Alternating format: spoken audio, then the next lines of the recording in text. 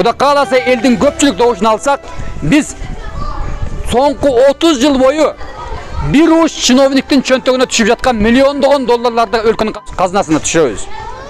An үчүн 10 мыйзам долбоорун даярдадык. Birinci мыйзам долбоору менен biz энергетикадагы уурлукту токтотобуз. Силер буга чейин уурда уксаңыздар керек. Мал ууру, кой ууру, жылкы ууру деген уккансыңар. Туурабы? Бирок биздин Кыргызстанда энергетика ууру да бар.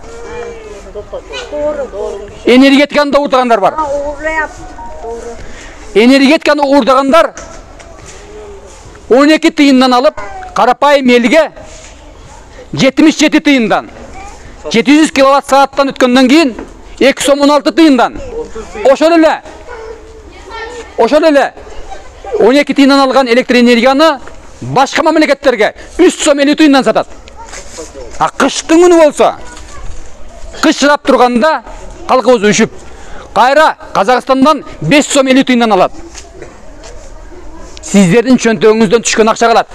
Бул эмне? Бул чыккынчылыкпы? Бул Кыргыз элине жасаган чыккынчылык.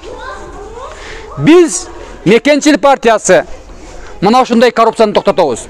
Кантип жаңы мыйзам долбоорун кабыл алып, энергетика тармагындагы атайын уурлук үчүн түзүлгөн Восток электро, Север электро, Ош электро, Жалал-Абад электро дегендердин бардыгын бириктирип, bir гана энергетика министрлигин түзөбүз.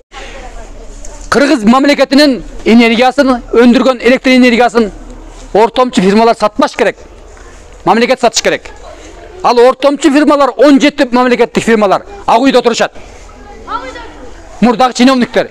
Эмне үчүн 30 жылдан бери ошол уурлукту токтотпой келебиз? Эмне үчүн токтотушубуз керек? Токтотушубуз керек баба. Токтотушубуз керек. Тупа туура.